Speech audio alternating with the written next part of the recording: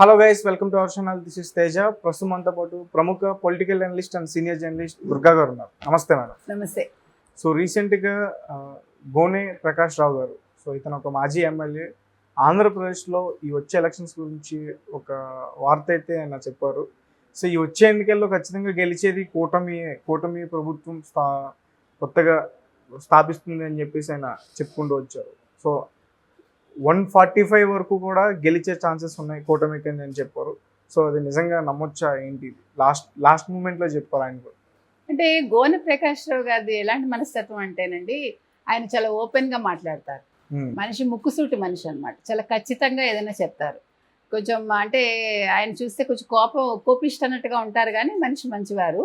ఆయన శాసనసభ్యుడిగా ఎన్నికయ్యాక, ఎమ్మెల్యేగా అయ్యాక కొంతకాలం ఉండి మళ్ళీ రిజైన్ చేసేసారు.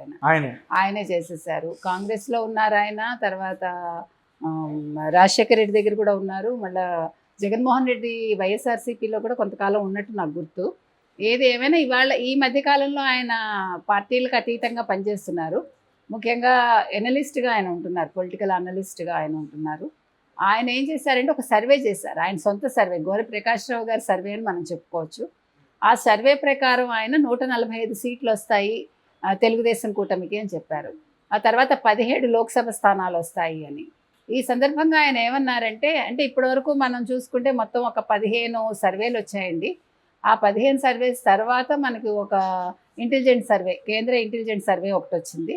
కేంద్ర ఇంటెలిజెంట్ సర్వేలో కూడా 145 వచ్చింది, మీకు గుర్తుంటే 145/23 వచ్చింది. అది ఇంచుమించు అంటే 111, 110, 111 నుంచి వరుసగా చెప్పుకుంటూ వచ్చారు. 123 మన ఆర్టీవీది అయితే 123. ఎందుకంటే ఆర్టీవీ రవిప్రకాష్ది కాబట్టి మనం దాన్ని కూడా కొంతవరకు మనం సరిగానే ఉంటుందని అంచనా వేయొచ్చు. అంటే వాళ్ళందరూ కూడా సరైన శాంపిల్స్ తీసుకుని సరిగా చేస్తారు అని మనం చెప్పుకోవచ్చు.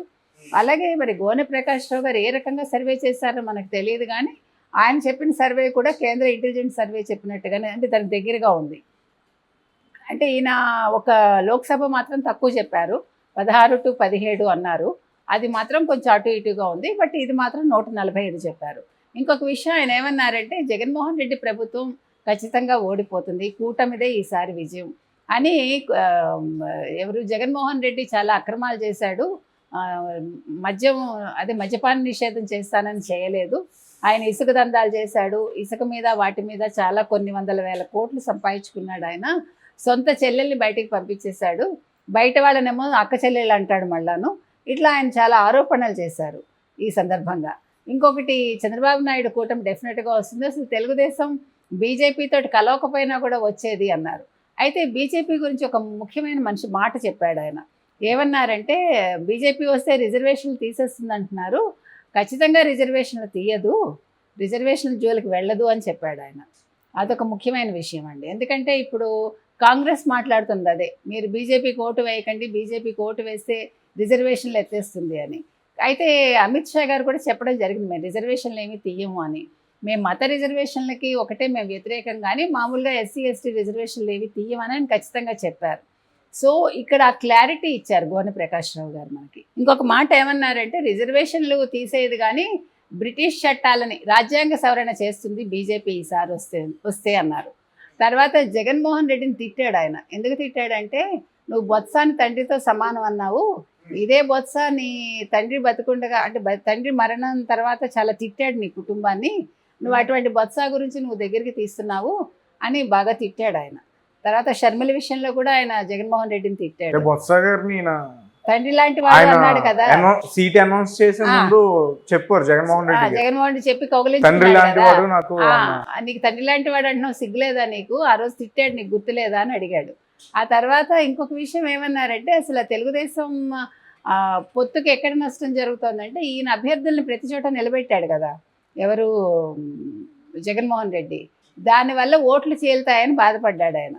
పొత్తులో ఉండడం వల్ల కొంచెం మైనస్ కావచ్చు, ఆ తర్వాత ఈ జగన్మోహన్ రెడ్డి వల్ల ఆ రకంగా నష్టం జరుగుతుందని.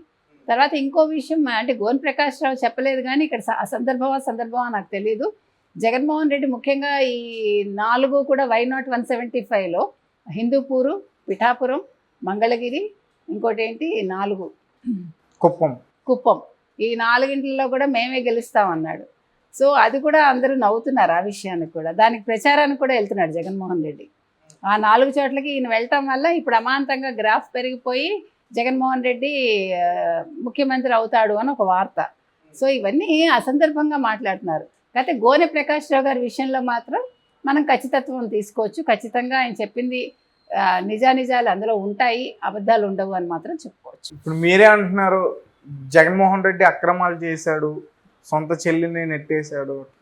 అంటే ఈ రకంగా ఆయన ఈ సర్వేలో చెప్పడం పట్ల మనం ఏం అర్థం చేసుకోవాలంటే ఒక రకంగా సపోర్ట్ చేస్తున్నట్టు ఉంది నాకు అనిపిస్తుంది కూటమి. ఆయన అన్నది కూడా ఈయన కూటమికే సపోర్ట్ చేస్తున్నారు. గోనె ప్రకాష్ రావు గారు ఖచ్చితంగా కూటమి వస్తుందని చెప్పారు. అంటే మీరు జెన్యూన్ సర్వే అన్నారు, అందుకని అడుగుతాను. అందులో తప్పే ఉందండి. ఇప్పుడు ఆడపిల్లల్ని ఏడిపించిన వాడు ఎవడు జీవితంలో పైకి రాడు, ఆడదాన్ని ఏడిపించిన వాడు జీవితంలో పైకి రాడు, తల్లిని బాధ పెట్టిన వాడు జీవితంలో పైకి రాడు. గుర్తుపెట్టుకోండి, స్త్రీయే వినాశనానికి కారణం. స్త్రీయే ఒక దాన్ని అంటే ఒక ఏమనాలి, కూర్చటానికి కూడా స్త్రీయే కారణం అవుతుంది. స్త్రీ వల్లే మీకు యుద్ధాలు వస్తాయి. ఎప్పుడు వస్తాయి? మీరు ఒక స్త్రీని కించపరిస్తేనే. మహాభారతం ఎందుకు వచ్చింది? ద్రౌపది చీర కొంగు లాగితే. ఈరోజు ఉపాధ్యాయులు కావచ్చు, లేకపోతే అంగన్వాడీలు ఎందుకు తిరగబడుతున్నారు? అంగన్వాడీలు చీర లాగించాడు కదా, ఎంత ఘోరంగా పోలీసులు బిహేవ్ చేశారు. సో చీర లాగటం అనేదే మీకు పతనానికి కారణం. గుర్తుపెట్టుకోండి. ఆ రోజు జయలలితని నడి శాసనసభలో ఆవిడ చీర లాగారు. ఏమైంది? డిఎంకే పని. నెక్స్ట్ ఆవిడ ఏడీఎంకే ఆవిడ వచ్చింది. ఆవిడ అసలు వద్దామని అనుకోలేదు. జయలలితకి అసలు రాజకీయాలు పెద్దగా నచ్చవు, తప్పదని ఆవిడ వచ్చారు. ఆవిడ యాటిట్యూడే వేరు అసలు. కానీ ఒక కసితోటి వచ్చింది.